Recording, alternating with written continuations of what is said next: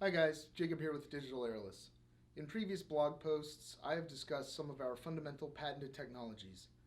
This week's blog post begins a departure from those discussions to the benefits that you will see when deploying an Aertos drone in the field.